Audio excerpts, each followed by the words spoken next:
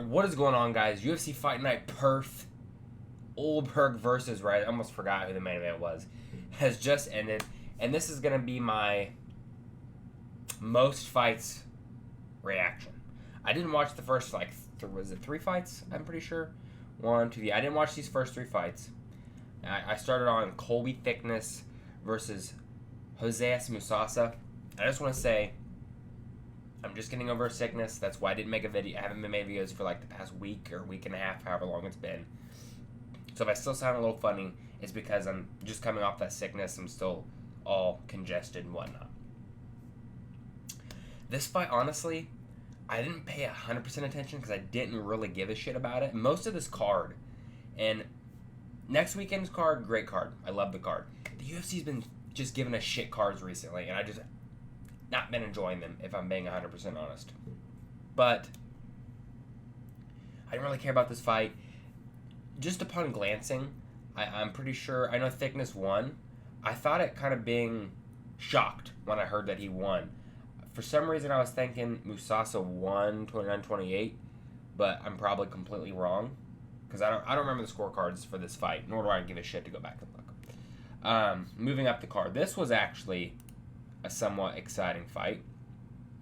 We have Jamie Mullarkey versus Ronaldo Bedoya.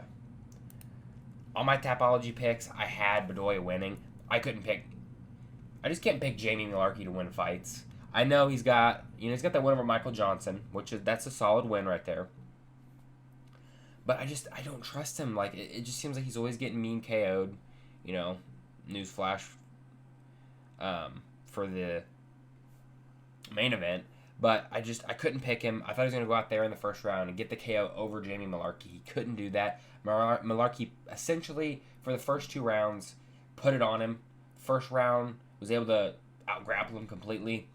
Second round was just throwing on the pressure, the pace, mixing the grappling constantly. And then the third round started to slow down a little bit, and Bedoya was picking it up. Bedoya definitely looked like the fresher fighter in the third round, and he was really close several times to where it looked like he might finish Jamie Mullarkey and get him out of there. But Mullarkey was able to hold on, survive the third round, and get the decision win.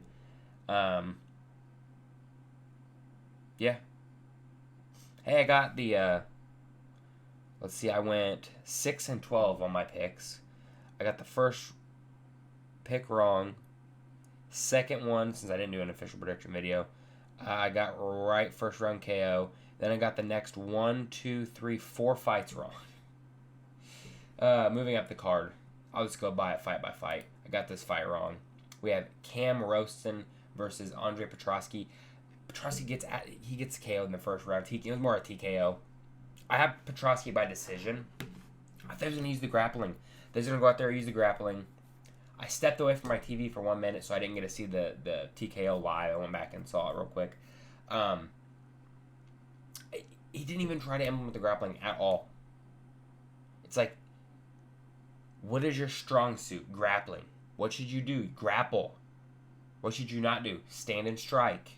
What did he do? Stand and strike. And what did he get? Knocked out. So, Petroski seems to always have very low IQ moments in fights, and then he loses the fight ultimately. So, this is Rowson's debut, if I remember correctly. At one point in time, I thought Petroski was going to be a future top 15 ranked middleweight.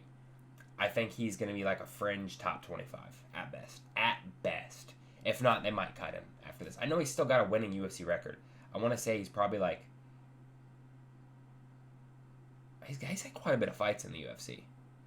If Bo Nickel goes out there, Petroski's coming off of a loss. I said it. They'll give him, Bo Nickel, Petroski, but I don't know if they would. Moving up the card. Headlining the prelims. This fight wasn't too bad. Although I wasn't I'm super excited for Nabo Sterling versus Rodolfo Bellato. It was okay. It was a good fight. It was a crazy back and forth fight. Consistent action going back and forth. My official prediction was Sterling third round KO. Wasn't able to get that. It was Sterling be a decision. I thought the later the fight went, Sterling would kind of just pile up the pressure and the pace on Bellato and would be able to get the finish in the third round. Again, there was a couple times where I thought, he might get the finish.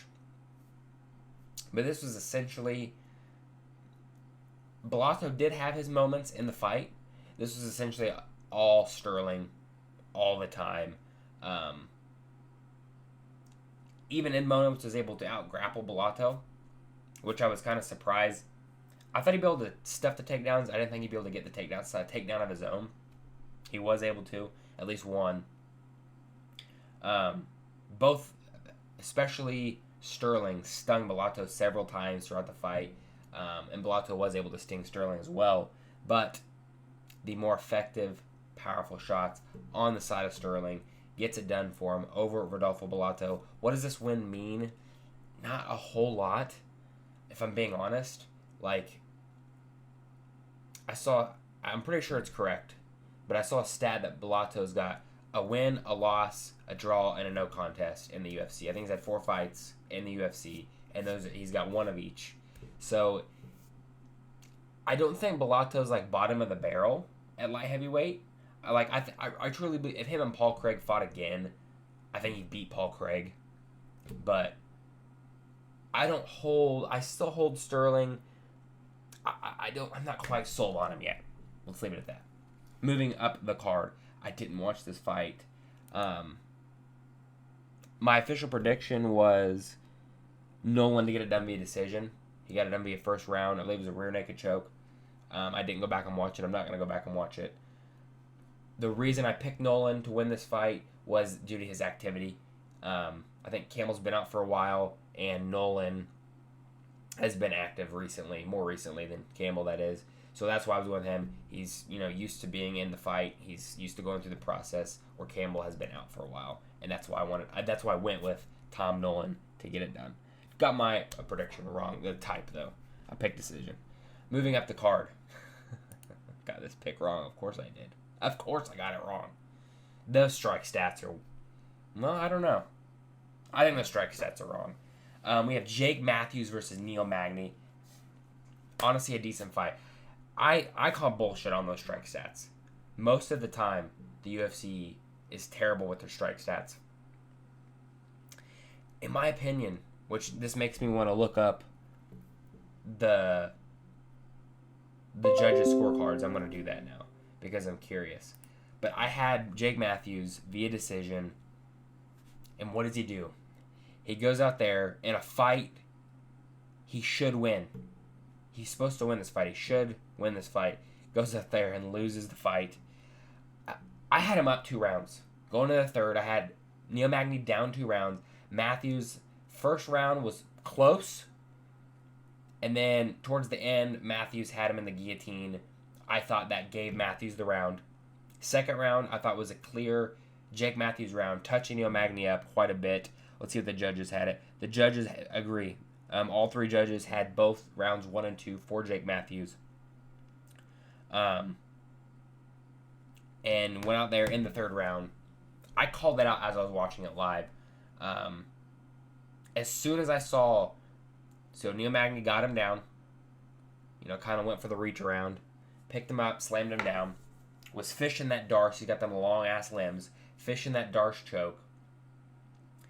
And I understand you got a lot of pressure on top of you. But what did Jake Matthews do? He flops to his side. I understand that's, you can defend it, get flat. That's how you defend the Darce Anaconda type joke, because you can get flat. As soon as I saw him go flat, I'm like, he's not even defending it right. He can't defend it because he's up against the cage. So he can't get flat because he's pressed against the cage. Very stupid, very low brain, low IQ moment for Jake Matthews. And he loses to Neil Magny. Neil Magny, borderline, I'm just going to go ahead and say it. Give Neil Magny ranked opposition in his next fight. Let's see Kevin Holland versus Neil Magny. Or, I know it's a rematch nobody really cares to see. Do Neil Magny versus Daniel Rodriguez. Daniel Rodriguez is ranked, again, at welterweight. Neil Magny has a win over Daniel Rodriguez. I believe it was via an arm triangle. I'm sure Rodriguez would love to get that back. That would be a way to sell the fight to him. Like, hey, you can get that win back. You could get one over him. I think Rodriguez might even be older than Neil Magny. But nonetheless, Give him Kevin Holland. Give him Daniel Rodriguez. 2 would be the second one. Give him. This is a solid win. If Jake Matthews were to win this fight against Neil Magny, I would be calling for Jake Matthews versus Daniel Rodriguez, Jake Matthews versus Kevin Holland, someone in that lower top 15. So, in this fight before this, knocked out Elizeu Zaleski dos Santos. Solid win. So, Jake Matthews. Neil Magny only losing to the best of the best at welterweight. Give him a shot at top 15 again. That's probably an unpopular opinion, but I don't give a shit. Moving up the card. This probably got fight of the night. We got Jack Jenkins versus Ramon Taveras. My official prediction, I believe it was Taveras via decision. It was.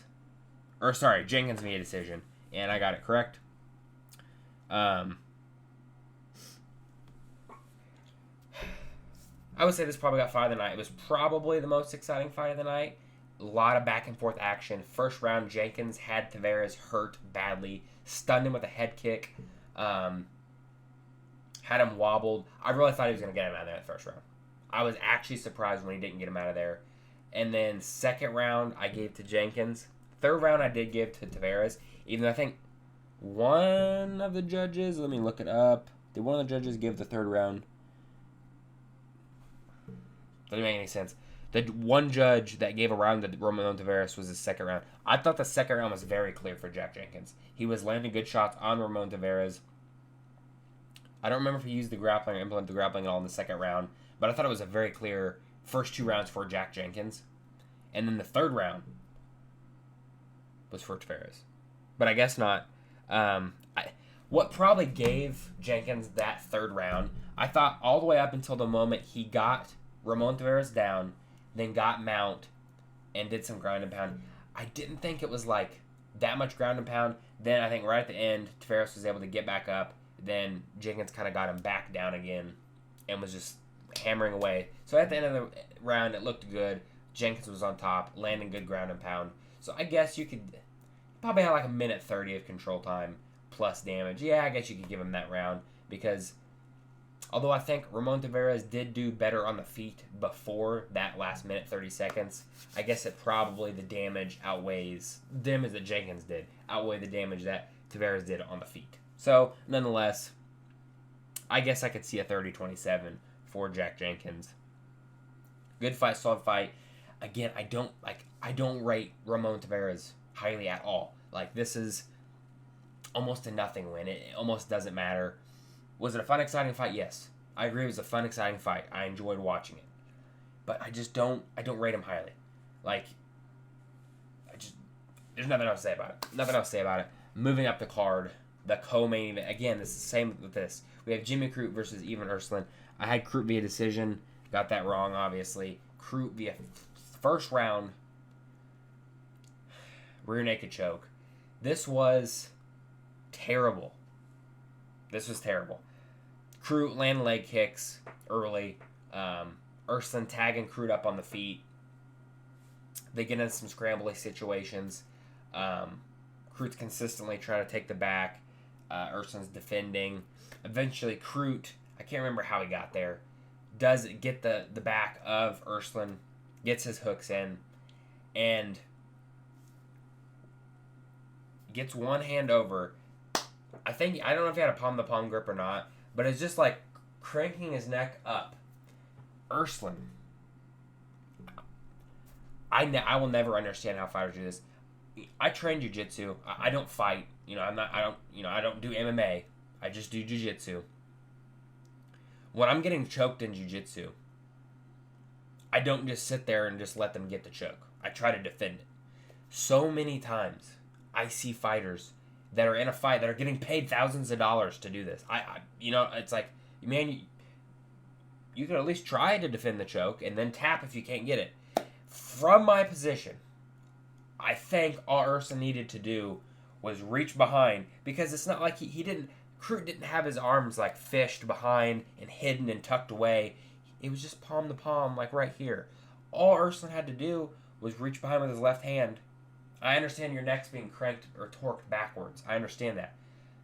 Just try. Just put a little bit of effort in. Try and push it off your neck. But no, he doesn't. He taps out. And again, like I said before, I see fighters do this all the time. I think it's ridiculous. They don't put any effort into stopping the submission. They just tap. So throw away your money, whatever. I didn't think Crute was going to finish him that quickly. It wouldn't have surprised me if Crute got the submission. I just didn't think he was going to do it in the first round.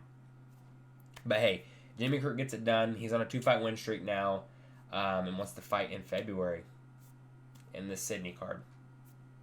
There you go. Give him another unranked heavyweight. Let's see. We could give him... they probably wouldn't fight. He probably wouldn't take the Sterling fight since they're kind of both from the same area.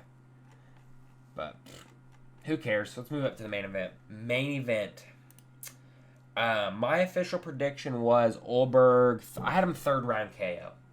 Reason I had 3rd round KO, I really thought this fight was going to go a little later, like a little further than it did, obviously. And I had a feeling that Reyes was going to be tentative. You know, he's on this streak, but it's not against, like, the greatest opposition. His best win in that 3-fight streak he went on, probably Krylov, although the Dustin Jacoby win, I'm pretty sure he's on, like, a couple, I think he's on a couple-fight win streak now, Jacoby is. Could be wrong, but I think he might be coming back a little bit. So, we'll just say Krylov's his best win. That was Krylov coming off of a long layoff, just threw himself out there and got clipped by Dominic Reyes, exposed himself brutally.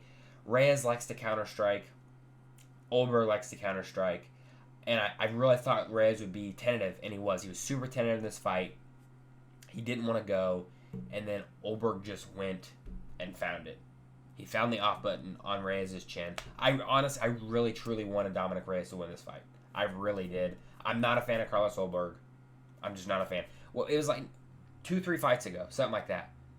He was going life and death. I can't remember the guy's name, the Chinese guy. He was going life and death with this guy, and got the 3rd round rear naked choke. Borderline losing the fight already. But I think Magomed Ankalaev destroys both of these guys. Let me be clear. I think Ankalaev absolutely destroys either one of these guys. I also think Pereira absolutely destroys either one of these guys. So no matter who wins next weekend, I think they would absolutely destroy either one of the guys who won tonight. So it looks like Ulberg's probably going to be next. I know next weekend we do have the Yuri versus Roundtree fight, but I get Yuri was a champion. But he's had, you know, he had the title shot against Glover. Beat him, okay? He's a champion. Vacates the belt. Comes back. Fights, loses. What does he get? 1 win. Fights again. Gets knocked out again. It's like, okay, you've had 2 title shots. You got knocked out both times. And I understand, you know, he'll be on a win streak if Yuri wins. And I like Yuri. I think out of everybody at the top at light heavyweight, I think Yuri has the best chance at beating Ankalaev. I truly believe that. I think his grappling is better than Roundtree's. His awkwardness, I think, will prove a lot difficult for Ankalaev. And he's just not afraid. He'll just go. He just doesn't care. And I think Roundtree would be a little hesitant against Ankalaev and Pereira, if, you know, because he lost to Pereira. But nonetheless, getting off topic here, I think Ulberg's going to lose to Ankalaev or Pereira, no matter who wins next weekend. But I do think he is next. He's on a 9-fight win streak. Gets the 1st round knockout over Dominic Reyes. Solid win, decent win. Should Reyes retire? Maybe. I honestly think he might need to retire. I don't see him. I think he could probably hang in the top 15. I'll try and pull it up real quick. I think he could still beat some people in the top 15. I mean, he's obviously beat Krylov. Krylov's still ranked lower. I don't think he'd beat Walker. It'd be like the mean KO versus the mean KO. That'd be a fun fight. You could do that next. But Could he beat Zhang Ming Yang? I don't know. He could probably beat Alonzo Minifield. So, should he retire? Maybe. Maybe he should retire. I don't know. I don't think he's going to be... I think about top 10 is where he'll stay. Nonetheless, what did you guys think of UFC Fight Night Perth? Ulberg versus Reyes. I didn't really care for it. There was like 3 or 4 fights that really interested me. Other than that, I could give less of a shit. But what did you? Did you give a shit? Let me know down below. Make sure to drop a like on the video. Subscribe if you haven't subscribed already. I'll see you guys in the next one. Goodbye.